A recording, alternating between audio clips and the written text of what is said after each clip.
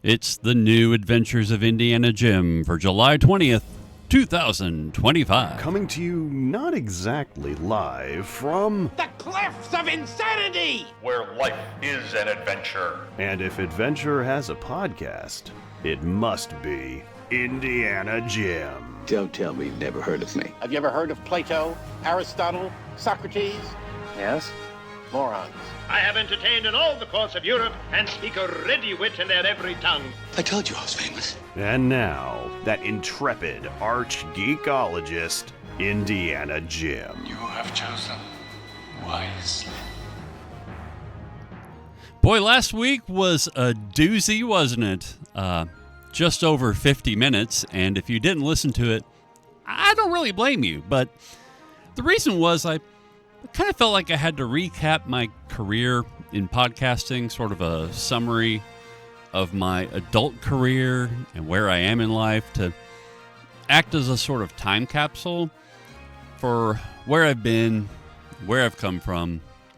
So here we are. We are in the official episode 1 of the New Adventures of Indiana Jim. And what do I want to talk about? Well, right now, it's time for news! Yes, here at the beginning of the episode, we're going to talk about some headlines that are interesting to me in entertainment across the spectrum of TV, movies, video games, etc. All of that stuff. So the first headline we're going to get to here is Ubisoft says Star Wars Outlaws failed due to declining interest in the franchise. Last year, Ubisoft released one of its biggest open-world games, but it did not achieve significant success despite the help of the Star Wars brand. Although Star Wars Outlaws generated some excitement, it failed to gain widespread popularity and ultimately became one of the biggest disappointments for the French gaming company in recent times. In fact, the game even contributed to a drop in Ubisoft's stock prices. During a recent shareholder meeting, Star Wars Outlaws was mentioned again, and Ubisoft CEO Yves Guillemot gave an unexpected reason why the game failed.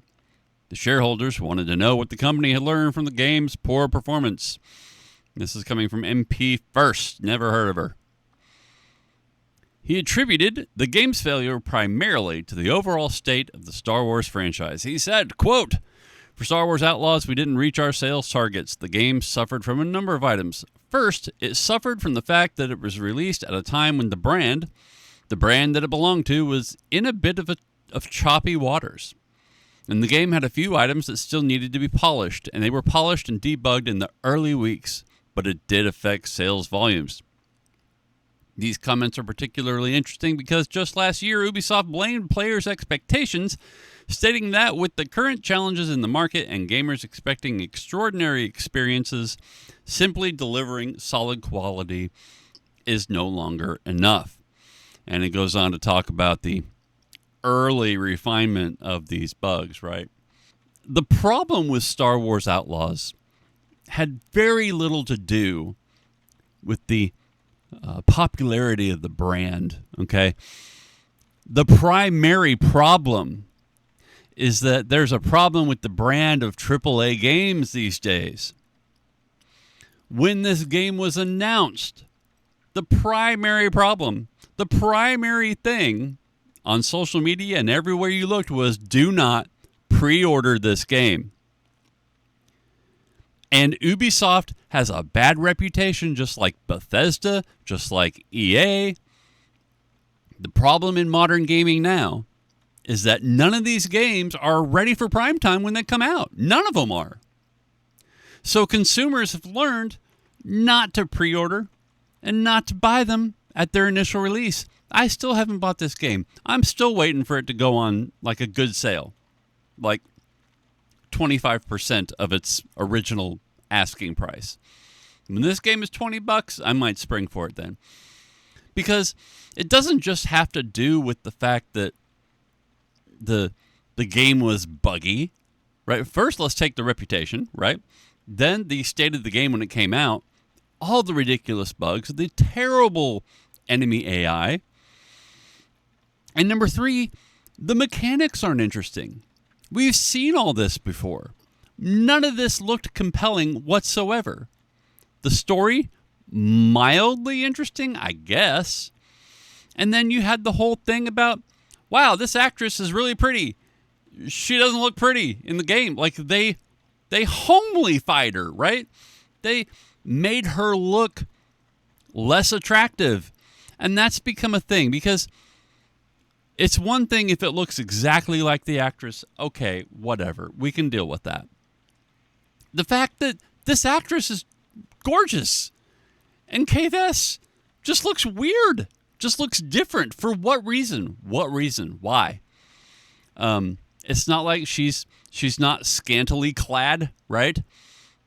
And it's not that doesn't sell a Star Wars game, because Jedi Survivor did just fine, and Fallen Order, and the third one will probably do just fine, but I guarantee you people will not pre-order that game. I mean, certain people will, but you shouldn't. And the little cutesy little animal thing, like, it just isn't interesting. It just isn't compelling. This is not a Han Solo-esque scoundrel type character. She's obviously on the fringes of society, but as a character, she's not nearly as compelling. She's not nearly as cool as Han Solo, who was like James Dean level of cool. And she's not. So there's a lot of reasons why the game failed. The last reason why this game failed was because of the overall popularity of the franchise. This franchise is still far more popular than most others because it has this generational appeal. But the popularity of the franchise directly relates to the amount of criticism that pieces of the franchise get. It's why Andor was widely hailed by most Star Wars fans, and why The Acolyte was resoundingly trashed by Star Wars fans. The popularity of the franchise overall is still there. People weren't sitting there going, man, I hate The Acolyte. This game probably is bad too. Nobody said that. So it's just, these CEOs will come out and make excuses for why things fail. It happens all the time. Nothing surprising there. All right, let's take a look at the next headline here. Brian Henson was asked in this recent interview about this show he's doing called Puppet Up, which is a stage puppet presentation. But the reason I wanted to bring this to your attention was I saw this with regard to the Muppet Christmas Carol. So the interviewer just says, Muppet Christmas Carol is one of my favorite movies. That's a statement, not a question. And here's what Brian Henson chose to say about it. You have to watch it on Disney Plus and select the full-length version with the cut song, When Love Is Gone. It makes it a much stronger story, and it makes Michael Caine's performance that much better. I'm trying to pressure Disney to make the full-length version the only version available. So I thought this was weird. Like, I didn't even realize that this song was cut. Of course, now I've got it. I believe I have it on DVD. I believe I have it on something. But When Love Is Gone is this romantic piece that Scrooge is singing with, was it Elizabeth? I can't remember the character. Anyway, the fiancée that Scrooge has as a young man. He says, the little secret in our group was, don't tell Disney we're making a drama. We'd always get notes saying, it seems a little dark. It could be funnier. They were scared when the film went to test audiences, but audiences loved the movie. After one of those screenings, Jeffrey Katzenberg said to me, you can see the very young kids in the audience get antsy during that love song. Would you consider cutting it? I looked at it, and it wasn't as good without it. Scrooge is at his low point, looking back at when his fiancée left him when he was a young man. And he said, look, Brian, you don't want kids going to the bathroom at that point in the movies. If you cut it for the initial theatrical release, the song will go back in after forever. So I agreed. They created a master from the theatrical release and lost the scene. That's what people rented on video. As soon as it came time to make a new high-definition master, they couldn't find the scene. And then it says they found a first-run interpositive. And I've seen people say that you have to click on the special editions or the special features to get it on Disney Plus. I haven't looked. So the interviewer continues, there's an internet meme that Christmas Carol and Treasure Island work in part because Michael Caine is playing Scrooge so seriously and treats the Muppets like actors. And Tim Curry treats himself as Long John Silver like he's a Muppet. And what are your feelings on that? Well, they were both delightful to work with and very, very different. Michael is a first-take guy. He could do an entire movie where he never does a second take. Whereas Tim would always say, once you think you've got it, give me one more take. I'd say half of Treasure Island, at least, is that extra take. Michael didn't play the comedy. He knew playing it straight would make the best screen dynamic. Christmas Carol is all about the contrast between the Muppets and Charles Dickens. His Scrooge is purely Charles Dickens, and then Kermit playing Bob Cratchit is pure Muppets. The whole movie celebrates that contrast. When you look at it now, it almost feels like I'm sure that's what Charles Dickens was thinking. Scrooge needs the Muppets to help him be reborn. And it was just interesting to see Brian Henson's comments on that. But it's kind of like the love song in the aforementioned Muppet Treasure Island, where Kermit and Piggy are singing to each other as they're hanging by that rope, and you see Long John and the crew celebrating with the treasure. They're both absolute masterpieces, but neither one of those songs is a detriment to the movie. And clearly, When Love Is Gone is not a detriment to the Muppet Christmas Carol. You can't have this musical and then have Scrooge with his fiancée and not have a song there. And I think it's very important. It's part of what makes it stand equal with all the other versions of A Christmas Carol that we see out there. Whether it's the Alistair, what's his name, or well, I forget, it was Alistair Cook he was on Masterpiece Theater. I forget the name of the guy that played Scrooge, but there's been so many. And without that, I think, you can look at the Ghost of Christmas Present and look at that song. That's not a comedy song. It's just a really nice Christmas song. And When Love Is Gone just fits so well. So it kind of touches on people removing parts of movies because they think it plays better when they're not the ones that made the movie. And I've never seen a version of the Muppet Christmas Carol without that song. At least I don't remember it. And maybe your experience is different. So if your experience is different, drop a comment down below in the comments or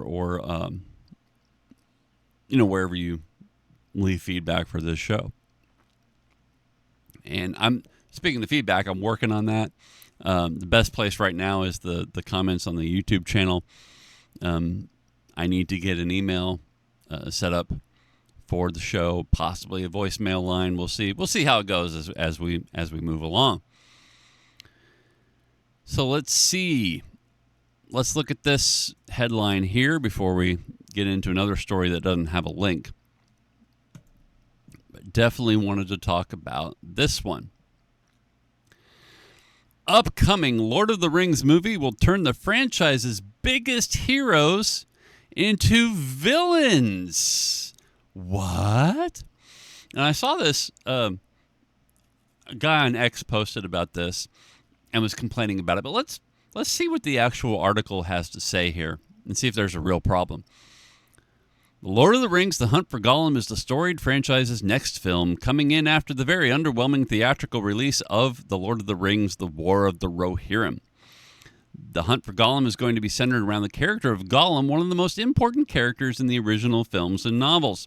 The film is set to explore unseen aspects of Gollum's story during the events of The Lord of the Rings, fleshing out Gollum's character and making him even more of a sympathetic figure.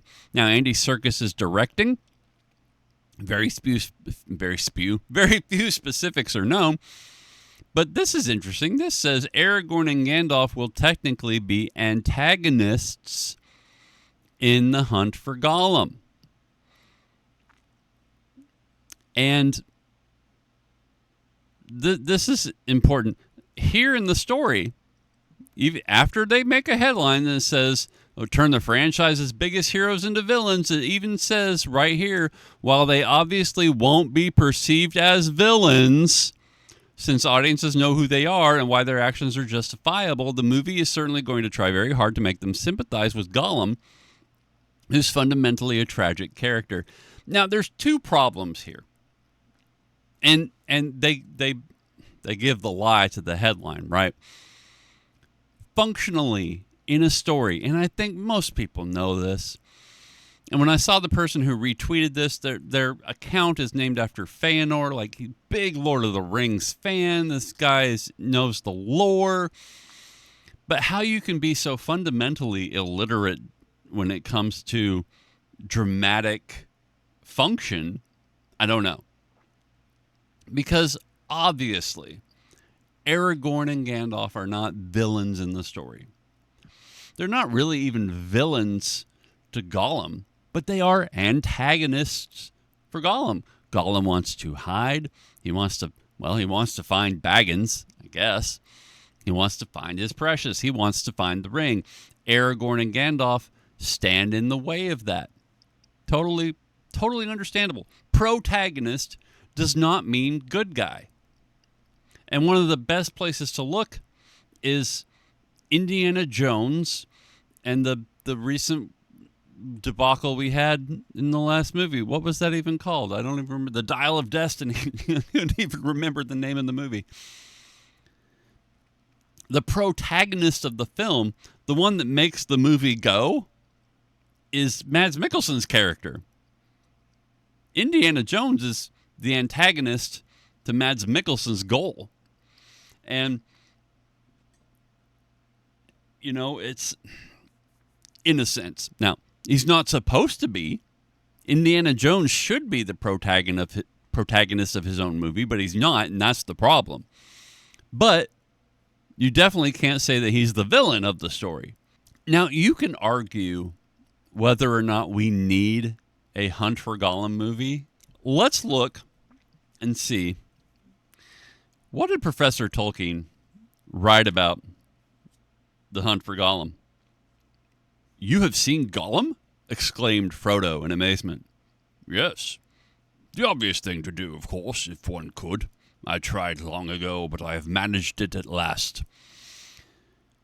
And he goes on and he says, down here, "I endured him as long as I could, but the truth was desperately important, and in the end, I had to be harsh. I put the fear of fire on him and wrung the true story out of him bit by bit, together with much sniveling and snarling. He thought he was misunderstood and ill-used." We can all probably agree Gandalf did the right thing, but he had to be mean. And, of course, Gollum's going to perceive that in a certain way. And the second issue, I don't know that it's about generating sympathy for Gollum. Perhaps a sense of empathy. And I think Tolkien does that just fine. Through Frodo and his shared experience with Gollum as a ring bearer. Frodo understands what it did to Gollum. Gollum served as a cautionary tale for Frodo, that if I don't destroy the ring, this is what it's going to do to me. I'm going to turn into that. And we understand the tragedy of Gollum's life. We don't really look at Gollum as a villain. In fact, Sam is the one that calls Gollum a villain, and Frodo has to check him on that and say, "Now, you don't understand what he's going through. I do." So Tolkien already generates enough sympathy for Gollum. So you can say, well, why do we need a movie like that? Well, we don't need a movie of anything. There is no movie that has ever been made that we say, we needed that. We didn't need adaptations of The Lord of the Rings. Even if you love those films, there are problems with them, but even if you love those films, they didn't need to exist. Just like Tolkien didn't need to write the book. Just like we didn't need a Han Solo origin story, but we got one. Why? Fun. You're supposed to have fun with these things. Andy Serkis and the people he works with are trying to have a little fun with this. And I guess, explore more of Gollum. It'll be interesting to see where they take that story. And it's like the Rings of Power. You might hate the Rings of Power. You might think it's the dumbest thing in the world. But there's a reason they picked an area where Tolkien didn't really write much about it. And, we didn't need the Rings of Power. Well, of course you don't need it. But it's fun. I think it's fun. And it may not jibe exactly with how you see Middle Earth, but there's really no real source material there to get wrong. There's little snippets of things, and there may be some expressions of character that don't jibe with what you read in the Silmarillion or how you interpret it, and that's fine. That's called an adaptation. Again, if you want the real story, go read the book. But otherwise, adaptations are supposed to be fun. They are supposed to be an interpretation. And you might disagree with it. You might not like it, and that's okay. But on the internet, we've all learned that we have to talk about how much we hate things. And I'm not going to do that. There's plenty of problems with the Rings of Power, but, I still enjoy seeing the characters do their thing. And it may not jibe exactly with how we see them or how I think they ought to be shown. But whatever. It's just fantasy. And just enjoy it or don't. If you don't enjoy it, do something else. It's okay. Lastly, in the news, not a single actor from Andor has received an Emmy nomination, even though the show received 14 total nominations, including Best Show, Best Writing, Best Directing, etc. And what this is just Hollywood elite's continued disregard for science fiction and how much they don't respect they respect the technical aspects of it, right? You get best sound design, best sound mixing. You might get, best special effects or what have you. The fact that it has a best writing, a best directing, and best show, the fact that it even has those is actually really good. But award shows are all popularity contests, and they've never seen, even when Lord of the Rings was popular and Return of the King, won Best Picture, which was a shocker, honestly. But I think you had a supporting actor nomination for Ian McKellen. I don't remember for sure, but so many great performances, but they just don't weigh as much as dramas set in our real world. And it's a shame that it's like that, because there were a lot of really good performances in this show, but they were all kind of the same throughout. I think the biggest difference, you had Dedra, who maybe in the last couple episodes where she expressed different emotions other than that cold, cynical, clinical Imperial. Like the last couple episodes on Gorman, where she was telling Cyril, like, look, we can be together after this. We can just live our lives after this. And where she's getting into her feelings a little bit. And you see her kind of break that facade. And Mon Mothma went through, I guess, a range of emotions. And I think that's probably what it is that they all kind of strike the same note. All of these actors strike kind of the same note throughout the show. And I think, and obviously for a purpose, right? For a reason. But it's like Matt Damon wasn't going to get a nomination for Best Actor in The Bourne Identity. But the writing was certainly great. So it's like, it's a shame that none of them got a nomination, but I can understand it, and I can see why. Because you're essentially kind of being the same person throughout the run of the show. You're not really changing.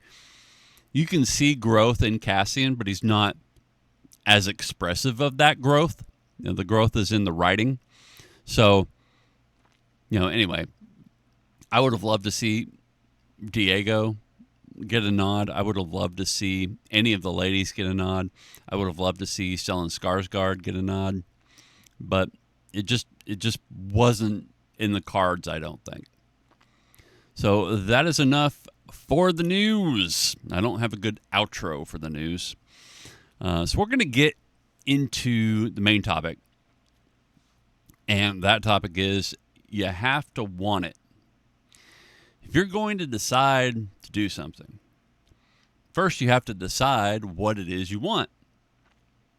When I decided to revive this podcast, it was a culmination of a lot of different things. Now, I wrote about this the other day in a piece on my Substack called The Art of Decision. And recently I was off on a random Wednesday. I work every third Saturday, and we have a rotational day off. And it happened to be Wednesday on the night where Scott Sigler was on his live stream with Evo Terra. Now, if you don't know Scott Sigler, he's a New York Times bestselling author of horror and thriller fiction. He's been podcasting his fiction for free for the last 20 years. And Evo Terra was one of the early podcasters who helped found what became Podiobooks.com. He was the principal founder, I think, and curator, and ran the site. And then they were bought by Scribble. So if you go to Scribble, Scribl.com, that's what Podiobooks has become. And you can still get free audiobooks at Scribble.com. And I've been a fan and a follower of Scott since 2005. And Evo as well. And it was important because, as Scott expressed on there,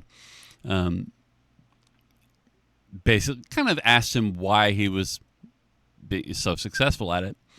And here is what he had to say. You got to have a good story, and you got to be able to put things out in audio so it's engaging and people listen to it and are entertained and there's no technical hiccups, etc. But you got to be there every week.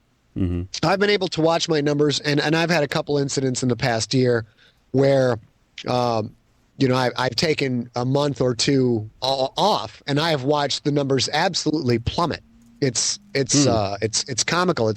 People are only as loyal as you are prolific and as willing as you are to sacrifice yourself to be there week in and week out. This is the internet age. There's a billion people online. If you promote your stuff and deliver consistently, the audience is going to find you. Mm-hmm. And I may think your stuff is garbage, but the guy in the cubicle next to me may say it's the greatest thing he's ever read. So consistency is key. And I think, and he said this back in 2009, really before YouTube exploded. And we've seen that the ability to succeed on something like YouTube is consistency. The ability to succeed on Substack is about consistency. No matter where you are, no matter what platform you're using, consistency is the most important thing. And one of the beauties of listening to Scott and Evo kind of talk about the way things are now, knowing where we've all come from across our careers on the internet, in podcasting and whatever else, is recognizing that I definitely missed an opportunity. But I really spent a lot of time letting life get in the way. And, I can make a lot of excuses, but, life happens. And sometimes you make room for things. And sometimes you know exactly what it is you want to do, and you apply yourself to it consistently over time, and you experience success. I never really knew what I wanted to do. I wanted to do so many different things at so many different times. So I had to decide what I wanted. Not what I wish I could do, not just what I think I'm capable of doing, but what do I want? I could have finished my music degree at the University of Arizona, but it wasn't what I thought it was going to be. One of the things I had decided early on in life was I wanted to be married. I wanted to raise a family. And I wanted to make up for the mistakes of the Perry men who came before me, my dad, my uncles, my grandfather. I wanted to change my family tree for the better. So finding a wife was honestly a bigger priority for me than anything I did academically. It was largely because of this that I dropped out of school without hesitation to move 1,800 miles across the country to Indiana. In that one thing, the thing I wanted more than anything out of life, I have been successful and been blessed beyond what I might have thought possible, honestly. And there's no better evidence for the existence of God than the fact that I don't sleep alone today. That's very big. So when you decide you want something, when you decide you must have something, you will do whatever it takes to accomplish that goal. You know, if your kid needs life-saving surgery, you're going to sell stuff, you're going to get an extra job, you're going to do what you have to do, right? Because you must do it. Tony Robbins is very fond of saying we rarely accomplish our shoulds, but most people usually accomplish their musts. Now, I once thought I would have a career with Best Buy. I could have made a career as a licensed optician. I could have made a career in the school system. When I decided I wanted to go back and finish my bachelor's degree, it was because I wanted to use that to transition into a creative writing MFA program and teach at the college level. Now, I've written about why I changed my mind on that in a post on my Substack called You Don't Want It Badly Enough Part 2.